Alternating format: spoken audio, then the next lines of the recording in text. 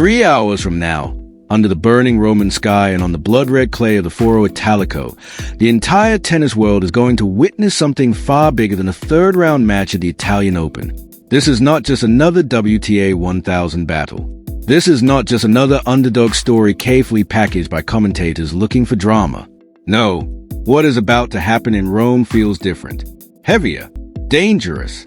The kind of moment where history quietly positions itself in the shadows and waits to see if a young athlete is brave enough to reach out and grab it with both hands. And standing at the center of that moment is Alexandra Eala, a 20-year-old Filipina, world number 42, left-handed, fearless, carrying the hopes of an entire nation every single time she steps onto a tennis court. Across the net will stand one of the most terrifying forces in women's tennis today, Elena Rybakina, the reigning Australian Open champion, the former Wimbledon queen, the ice-cold assassin of the WTA Tour, 6 feet tall with a serve that explodes through the air like artillery fire and ground strokes so flat and violent they look almost unfair against ordinary opponents. The tennis establishment already believes it knows how this story ends. They think Rybakina crushes her. They think power overwhelms artistry. They think experience suffocates youth. But if you have actually been watching Alexandra Eala this season, truly watching, then you know something the rankings do not fully reveal yet. This girl is becoming a nightmare matchup for the entire tour. Stop what you are doing right now. Seriously, put your phone on airplane mode. Lock the door. Clear your afternoon. Tell every Filipino you know to prepare for war because 3 hours from now on the sacred red clay of Rome, Alexandra Eala is walking into the biggest match of her life with absolutely nothing to fear and absolutely everything to gain. And that combination is terrifying because underdogs are dangerous. But underdogs who already know they belong, those are the ones who change sport forever. Let us truly understand the scale of what Eala has built over the last 12 months because casual fans still do not grasp it completely. They still talk about her like she is some promising prospect, some cute future story, some player who might become relevant someday. Someday? That someday may already be here. Alexandra Eala enters this match with 4 victories over top 10 players. 4. Read those names carefully because they are not accidents. Madison Keys, Iga Swiatek, Jasmine Paolini, Coco Gauff. Different surfaces, different conditions, different styles, different pressure levels. And yet every single time, Eala found answers. That is not luck. That is not coincidence. That is elite tactical intelligence mixed with world-class competitive courage. At the Miami Open in 2025, ranked outside the top 100, she shocked the tennis world by dismantling Madison Keys with fearless baseline aggression. Then she did the unthinkable and defeated Iga Swiatek, one of the greatest clay court players of this generation, with a level of composure that made veteran analysts stare at each other in disbelief. Then came Dubai, then Indian Wells, then Rome, and now the mountain standing in front of her is Elena Rybakina. But here's what makes this matchup so fascinating. Clay changes everything. On hard courts and grass, Rybakina's game is pure destruction. Her serve becomes a missile launcher. Her flat forehand skids through the court at impossible speeds.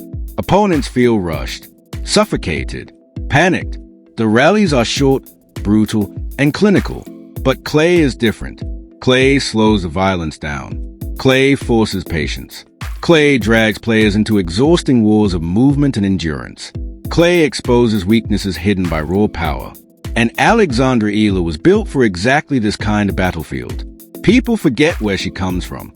At just 13 years old, she left the Philippines and moved to Spain to train at the legendary Rafa Nadal Academy. While other teenagers were living normal lives, Eala was learning how to suffer on clay courts under the scorching Mediterranean sun. She learned how to slide, how to defend, how to absorb pace, how to construct points, how to survive rallies that feel physically impossible. Most importantly, she learned the Nadal philosophy itself. Relentlessness. Every ball back, every point earned, every inch fought for.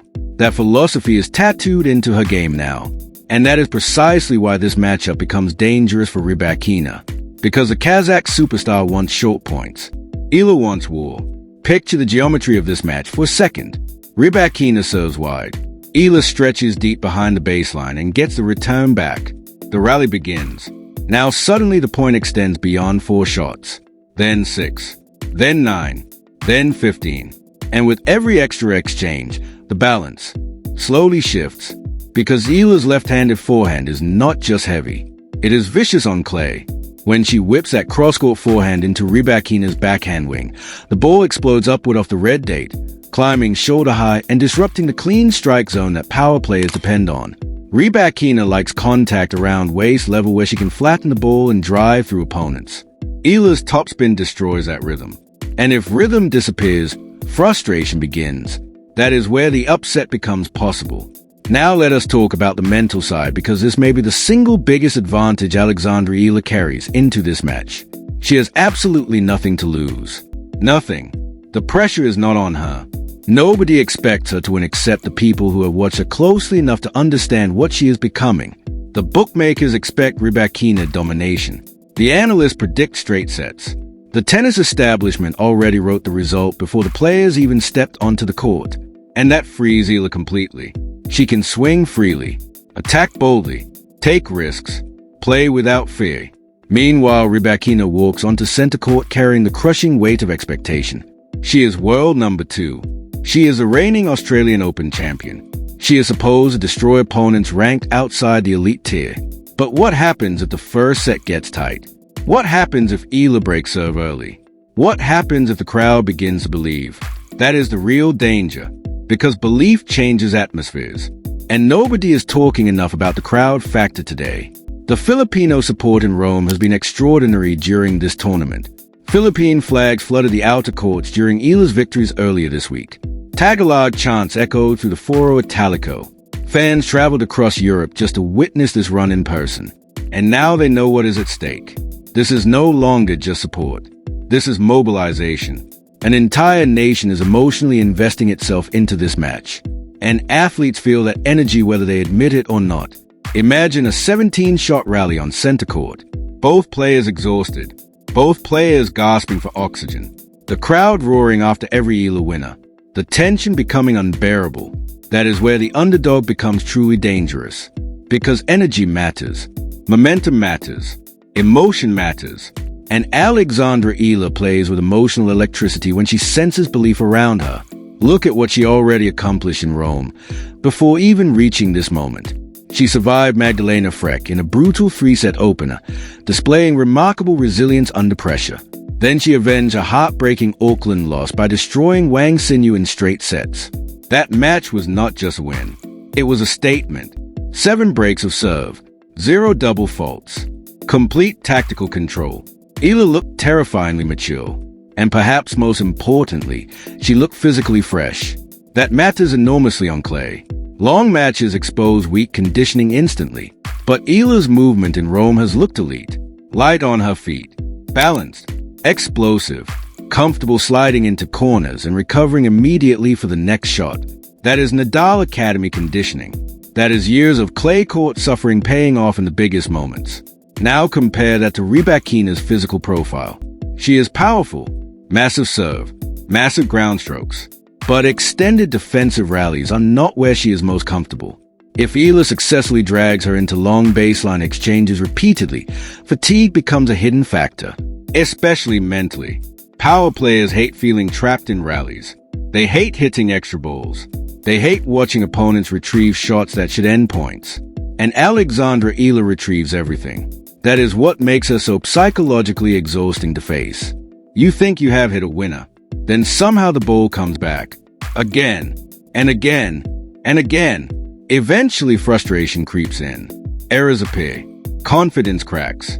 That is how giant killers operate. And make no mistake about this, Alexandra Eala is already a proven giant killer. But today represents something even bigger. This is not just about one upset. This is about legitimacy. If Eala pushes Rybakina to 3 sets, the tennis world changes how it talks about her on clay forever. If she wins, everything changes. Her ranking skyrockets. Her Roland Garros seeding conversation transforms instantly. The locker room begins seeing her differently. Players stop viewing her as a dangerous prospect and start viewing her as a real threat. That shift matters, because reputations in tennis are built through moments exactly like this. Think about the greatest underdog breakthroughs of the last decade. Ostapenko at Roland Garros, Leylah Fernandez at the US Open, Emma Raducanu's miracle run. Nobody believed fully until the breakthrough happened. Then suddenly the impossible became reality. Today feels like one of those moments hovering just beneath the surface. And maybe that sounds dramatic. Maybe it sounds exaggerated. But sports history always sounds exaggerated right before it happens. Nobody believes the underdog story until the scoreboard forces them to. That is why today matters so much for Alexandra Eala.